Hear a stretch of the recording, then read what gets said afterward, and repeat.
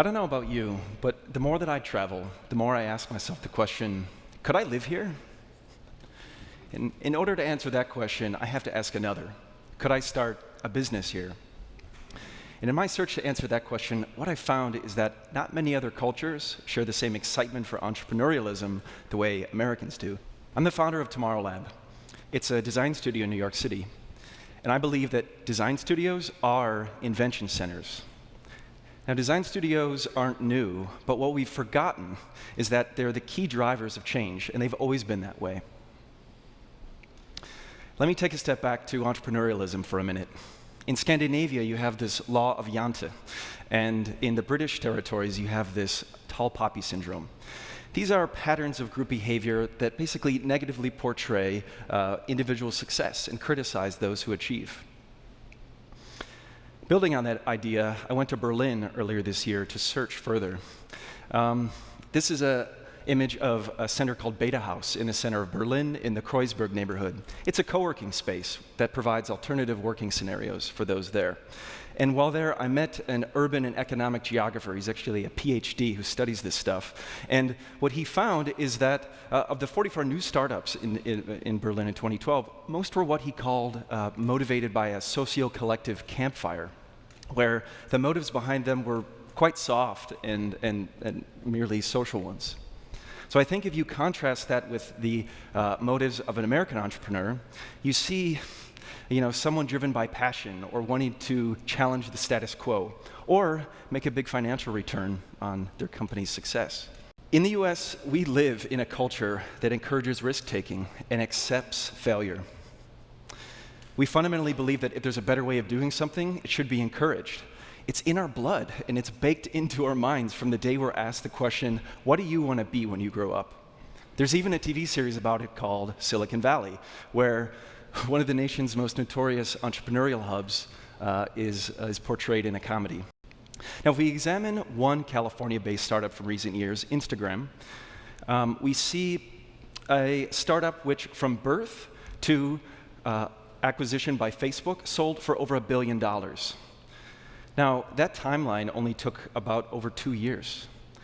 What we're seeing with Instagram and other apps like this is that the shortness of that time scale and the immense size of their valuations is really unprecedented in our nation's investment history. Now, Instagram wasn't, and it still isn't, the only sort of social photo app of its kind. But it was the one that Facebook bought for $1 billion.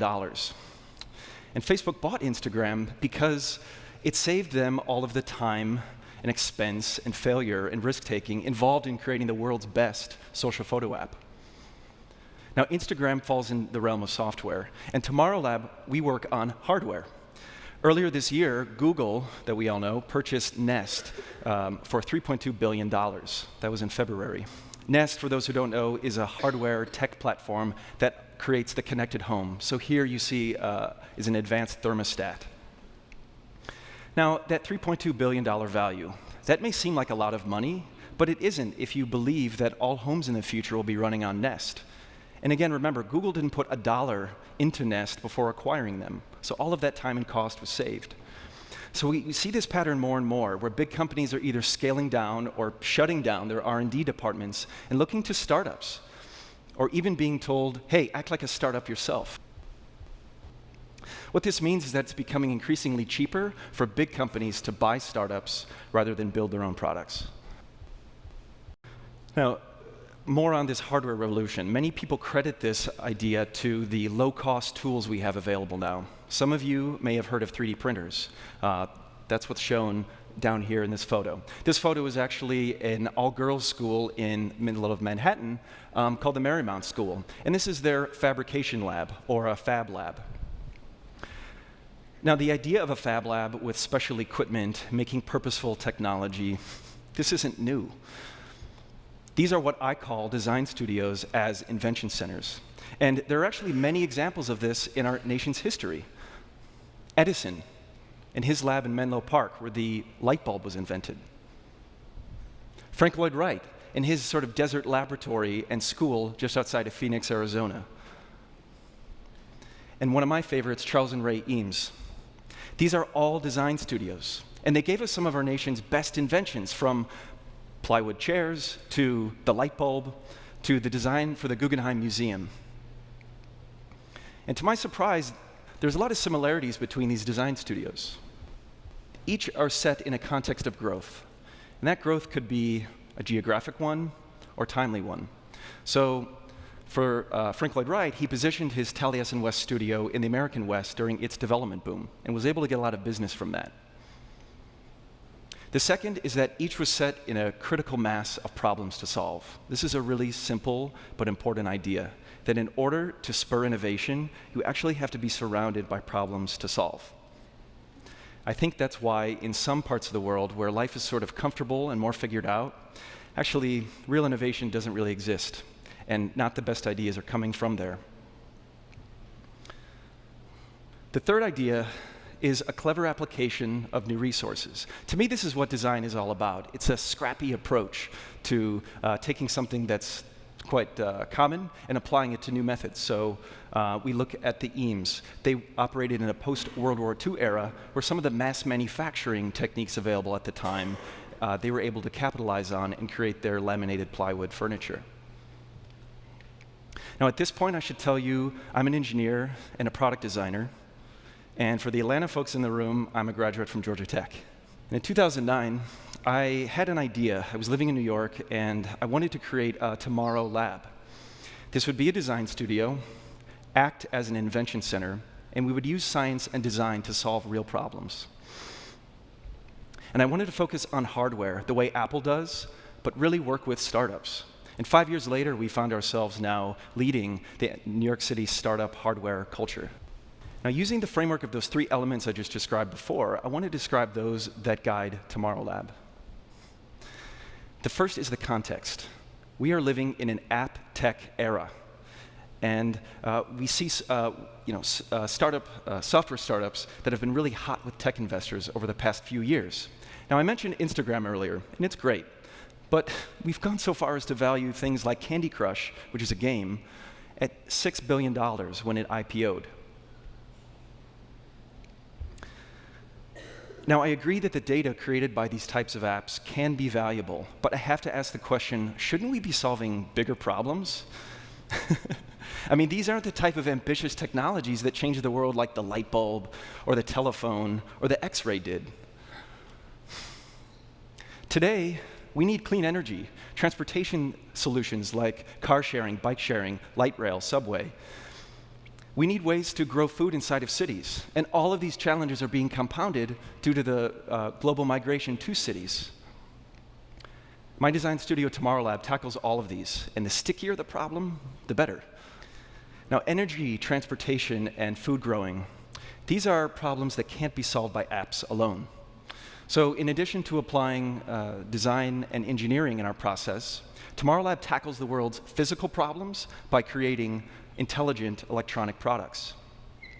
One of the tools we use is Arduino, which is shown here. For those who don't know, this is a cheap electronic tool that basically allows designers to create smart products, like this. AdhereTech is a web-connected pill bottle with a special technology inside that's able to measure its contents and transmit that to the web.